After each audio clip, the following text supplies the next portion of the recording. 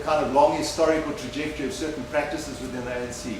I think they do shed some light on the situation, but that's only part of the story. My concern is really about how this thing works, how democracy itself is bound up with violence, and how violence is shaped by democratic institutions as well in South Africa.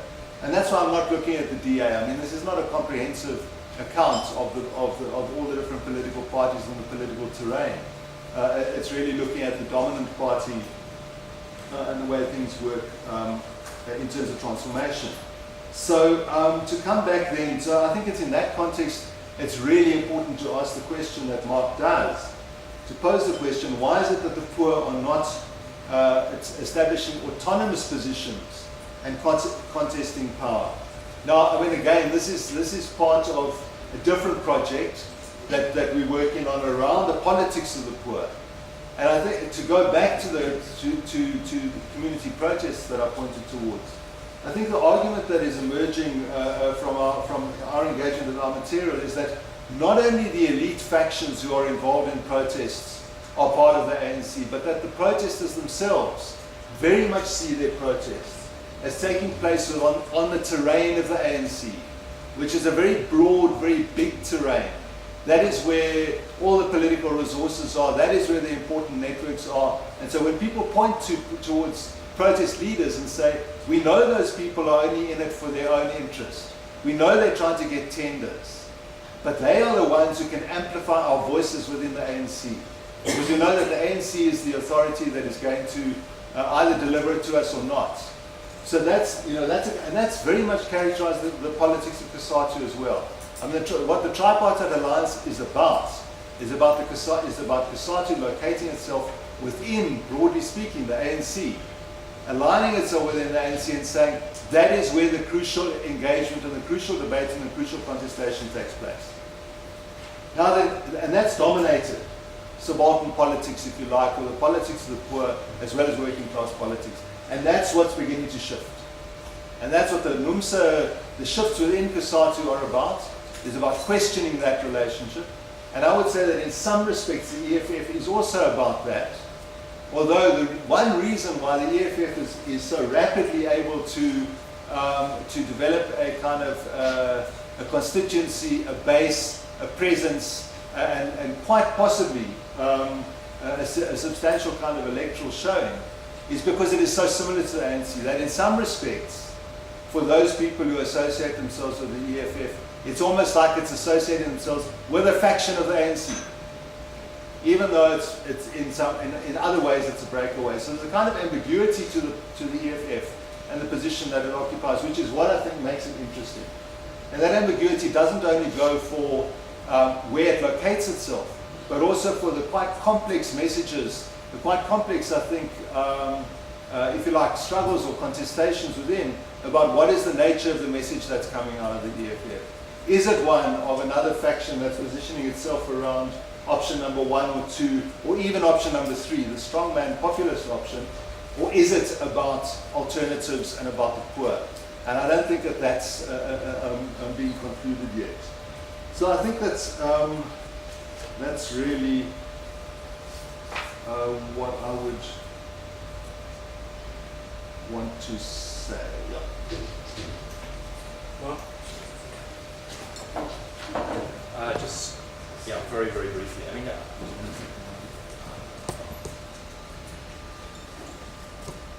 Suraj, I mean, just picking up on your point, I think there's no question that the way in which the economic elite has reshaped itself, and by that largely whitened, is something that doesn't get sufficient attention. And I feel as if it's got away scot-free in many ways over the last decade or the last 15 years. But when I've engaged on this issue, when I've been criticised, for example, because I'm one of the neoliberal counter-majoritarians in Lane's book, the question is, why are you constantly attacking the state? Why are you constantly attacking the government, etc.? Why are you leaving these people free?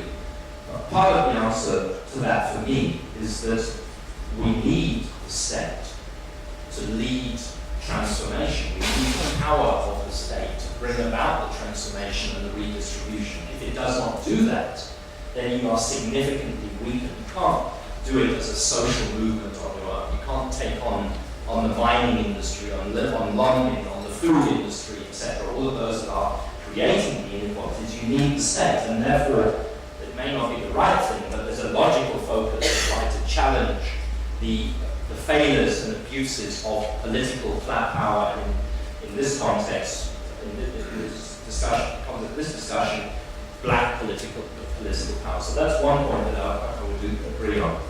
The second point, just very quickly, is that, Karl, I think on the violence issue, a lot of your focus is on the violence, intra-elite violence, with the exception of when you come to the question of community uprisings. I think we need to look more at elite violence that is being targeted at communities now. And I believe that is something that is on the rise. For the period when the ANC had almost uncritical support based upon liberation, freedom, etc., there was no need for the elites to exercise violence against the communities that were part of that constituency. Now you see it in what is happening in Kennedy Road with the Abaklali people. I see it, and there's different forms of violence. There's the killing, but there's the threatening, and there's the intimidation. I'm dealing with a case at the moment. It's not public yet, but people may have read about the little boy who fell into the toilet when his father's friend went to take pictures. He took pictures, and then he was cornered by the district circuit officer of the education department and the police, and made to delete the pictures from his phone. In the Free State, we're seeing violence against people who are reporting failures in delivery of health services. So I think violence is also something that we need to think about because it's increasingly evolving. The last thing, just in response to Dale's question, I think you're right, Dale. I think you have to analyse the character of the ANC in the liberation period as well, and in terms of its use of violence. I'm not quite sure I would go as far as you in your analysis of the extent or how what level of official support that violence got, but it certainly was there, and when it became part of ANC in government, it was not an entirely new phenomenon. Thank you. There were lots of hands before we looked. I see one over there, one in front here. I see Roger. I see one at the back. Let's take those four. Yeah, thank you for the opportunity. I think I had two words coming to mind. So can you introduce yourself? Oh, my name is Hosiami Chwabi. I'm saying there are two words that came to mind. One is a chameleon. A chameleon changes colors, but it still remains a chameleon. Why I'm saying this is that pre-94, we had white business, which was against, fighting for democracy and democratization of the country. So what happened after 94? Do we still have a chameleon that still has its own forces perpetuating violence that we observe now? So I don't know, but I didn't see it coming out of there, because I see there was a bigger, circle of white business. And the other thing is the issue of security forces. Still goes back to the issue of chameleon. There was a video doing rounds where specifically white policemen were kicking a naked man in Cape Town. So the issue of demobilization, did you look into where the security forces pre-94 demobilized, told to abide and respect the black cabinets coming to power?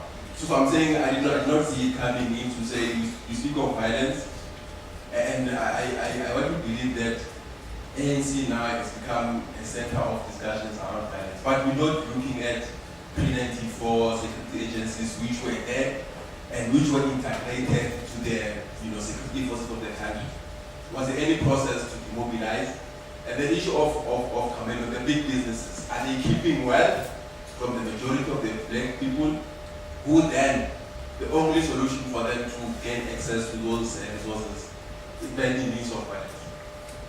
Thank you. Sam?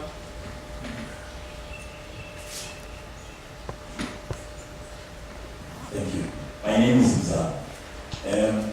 Perhaps I have 3 comments, or no, 3 questions. The first one is that in the introduction of the workshop, I heard a statement that begins to say the progressive left at some point in time they have now taken a back seat after or post 1994. And one question that I asked myself that perhaps during the struggle or before 1994, there were people who were against apartheid but who were not for liberation.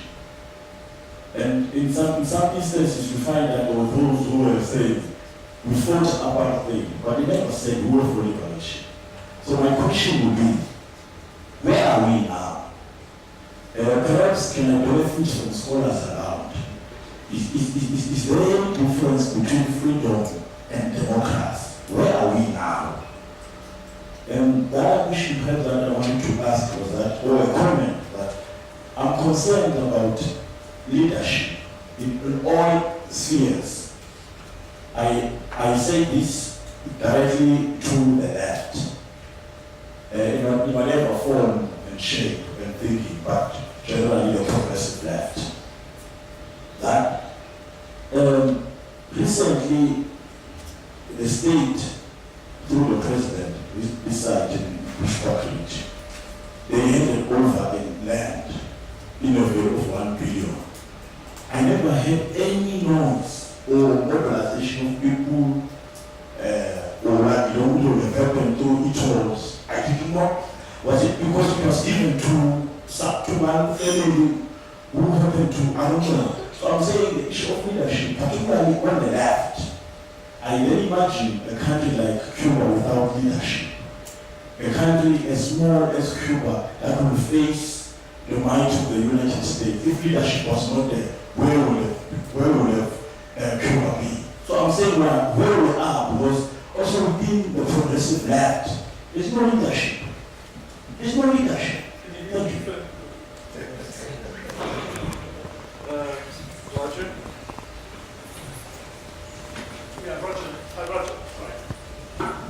Roger Southall from Sociology.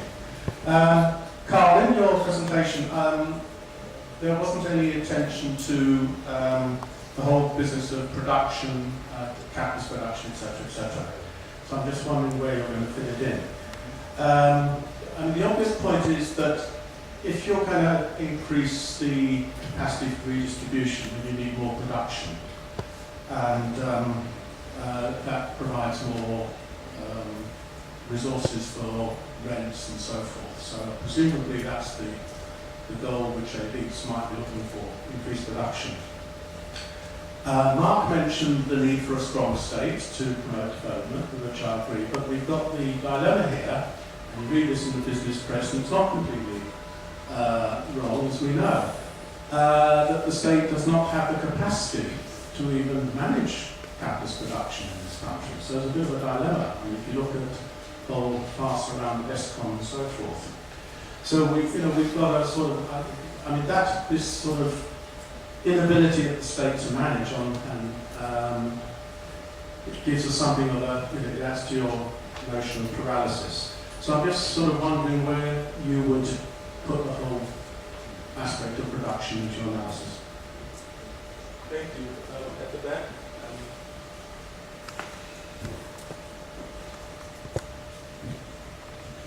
My name is Mzwaki Bata from the Department of Trade and Industry. I'm a former sociology student and a political activist. I have only one question to the panel. Notwithstanding the role of violence by the political elites to settle political scores. The leadership contest in the African National Congress prior to 2007 was waged together with the trade union movement and the left on the basis of reversing the neoliberal trajectory that South Africa was going through. And at this juncture in 2014, this leadership contested and actually defeated the Mbeki administration. Is this current ANC different from the previous leadership under President Mbeki? Thank you. Shall we take 2 more questions before we hand over to Karl and Mark? I see one here. Okay, we'll take that one and move on. I'm Caesar from the Ideology and Execution. Right after Karl presented, Mark, I don't know if it's Mark. Yeah. They posed a question that says the Constitution is a right number for South Africa, and the left mustn't be worried. Now, if it says the left mustn't be worried, there are some of us who feel that the settlement, the negotiation settlement of 1994 was totally a wrong number, especially after democracy was I don't know whether it was revised, because first of all, if you can come to that question of assassination as Karl indicated, you look at the negotiation process, we ask ourselves, why did it take so long? It's just because the left was only seen to be resources. There was no initiative that really favored the left to come back into life in business or in the economic side of the country. And then we cannot discuss politics in the absence of the economy. We need to also understand the fact that without the economy there is no country. When you talk about white capital, who is the resource in white capital? This is the African, who's not supposed to be worried about the constitution. When it comes to the educational system, there's science, there's math, people solve X, but it's not practicable in real life. When it comes to science, at the same time, there are no African scientists produced from that, and the African education is the West in the world. Who is responsible for revising the educational system? And why should the left not be bothered about the constitutional democracy? It comes to the issue of media. Media is trying in all forms to unify the names of successful young African or old African, howsoever African is successful, going through into their personal lives just to bring them down. The media itself has an impact in the authority of the country. Okay, thank you. So my question is, why should the left not be affected by this constitutional democracy, because we have no space rather than audiences? Thank you. Thanks. In front here.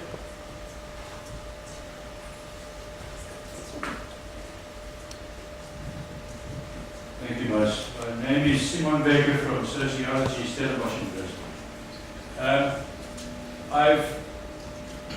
I've gone through violence in social orders, known as the NWW lens. I've gone through In the Shadow of Violence, and I've read your paper, which was published at the end of last year, and I found the presentation really very, very challenging. My question comes from using the NWW lens, and it's very similar to the question which has just been asked by Roger Southwell. If your interest is the relationship between violence, access to an allocation of rents, and the economy, ought one not to look over the last 20 years at shifts, changes in the economy? That is clearly, it's clear from using the lens that there is not a one-to-one relationship between economic growth and rents. But there certainly, it would seem to me, there certainly would be a difference in accessing rents and allocating rents as the economy as a whole, whether it be neoliberal or whether it be more state involved, but the economic growth rises or falls. And since, as we know, since 2007, there have been major changes to, let's call it, the size of the economy. And is this not one of the factors that influences the changes in the number of demonstrations, in the number of assassinations, in the number of rent-associated violent acts? Right. Okay, let me, that's a lot of very different kinds of questions, and I don't think I'm going to take the time, I don't think I've got the time to talk about them all, but let me try and sort of capture them. So I think that this last question of Simone Raja, and it goes back to Siraj's question about the nature of capitalism. I mean, I do think that in the first decade post-democracy, there was a kind of there appeared to be a prospect of substantial redistribution through those bridges that I mentioned, through BEE, through land reforms to some extent, and through various social policies, including the grant system. But I think that as the pressure has increased, and it's become clear that there are real limits to all of those forms of distribution, the competition, both amongst elites for who gets access, as well as from the poor, who see themselves excluded, who see that nothing much is changing, and that there's no way to get into the system, that you're excluded, you're marginalized, and so the range of protests and strikes and so on increases in order to try and make a claim. So I think that we're seeing a kind of a deepening crisis, I suppose, a deepening instability around the system that was put in place through the transition and the kind of redistribution that it allowed. Now, a lot of the questions that have been raised come to the paper that Nicholas and Aurelia and myself are doing at the end of this thing, at the end of the day, which is to try and draw together all of these themes and look at the question of production as well. What I really want to say very or rather point to, is that this particular form of political organization and distribution of rents is not production enhancing.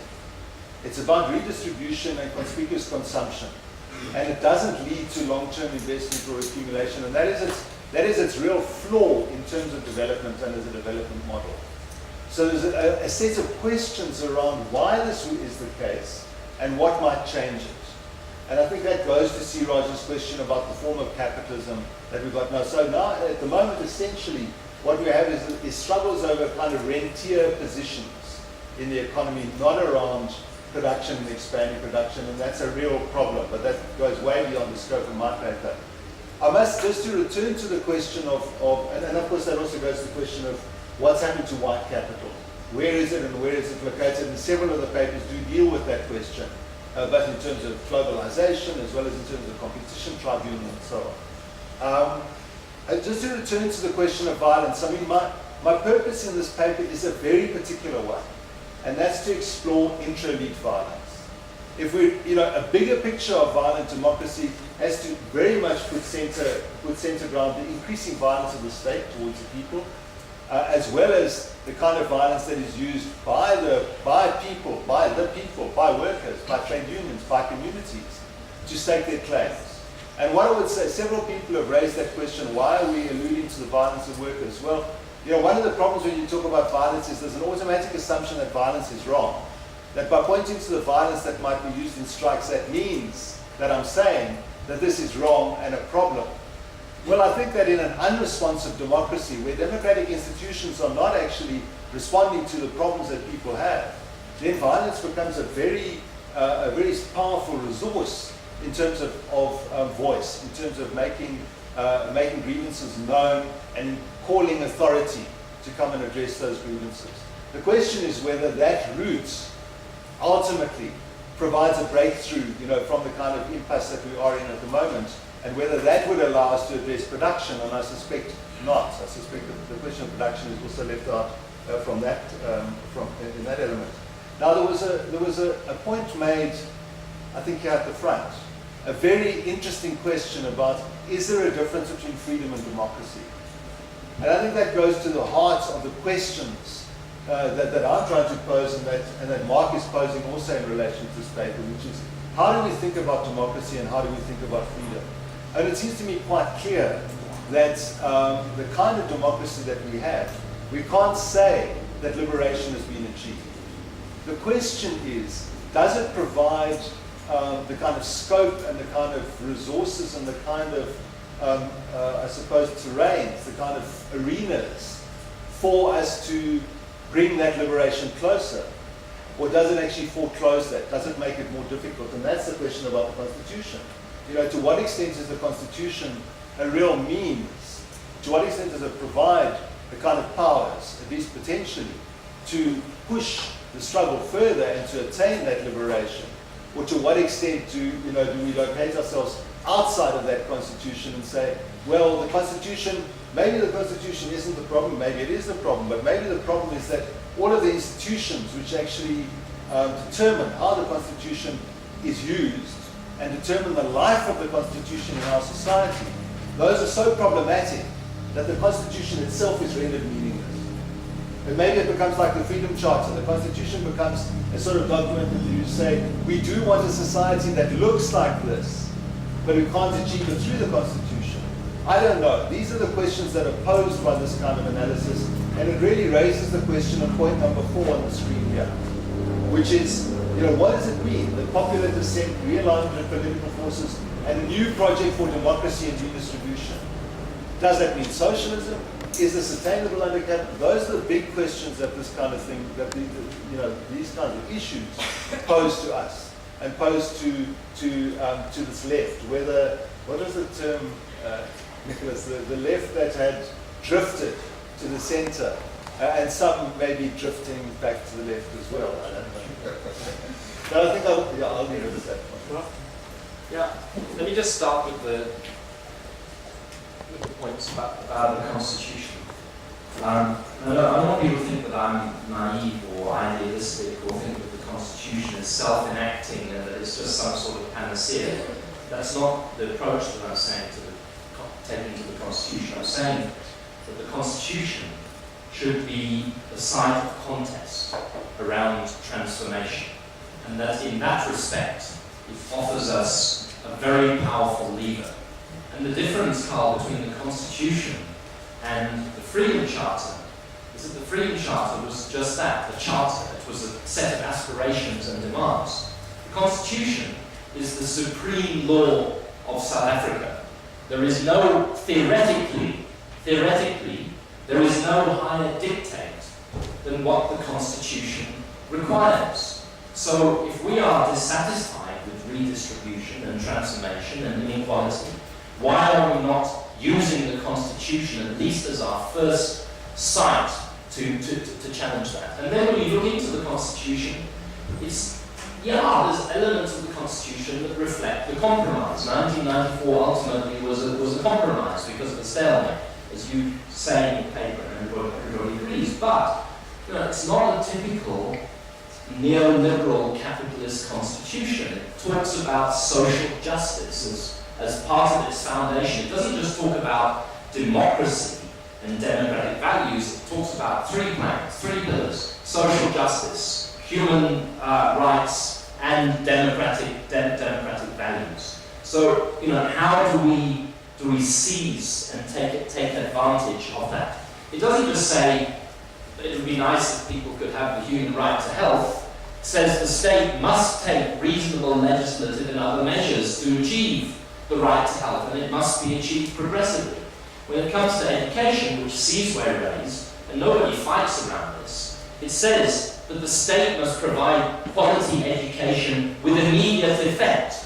That's the instruction. The situation that we have in our schools today is an unlawful situation because the state has not done all that it can to put in place a quality education for quality public education system. The argument I'm making is that we need to organise around these, not just organise struggles around them, but organise intellect around them, organise academics and thinking. Your point about the judiciary, Karl, I agree with. In fact, the judiciary is overwhelmingly conservative. It's not that it could become conservative. It's fine if you look at the Constitutional Court and a few judges, but if you look at the Supreme Court of Appeal and elsewhere, you find that it's fundamentally conservative in many respects, and that's something that has to be challenged. The last point, Siraj, if you just allow me, is just, I want to quickly touch on the point made by Siraj, which is, and again to agree with Karl, I think we need to look at the political economy of corruption. Because we know now that large amounts of money go out of the economy through corruption. We're talking tens of billions of rands just in tender fraud. Most of that money isn't reinvested into the economy. It goes out of the economy into what you call conspicuous consumption. That adds to the impasse. But where I slightly take a slightly different position to what I think you're articulating, which is, I agree that the capacity for redistribution needs more production, yes. But then again, an argument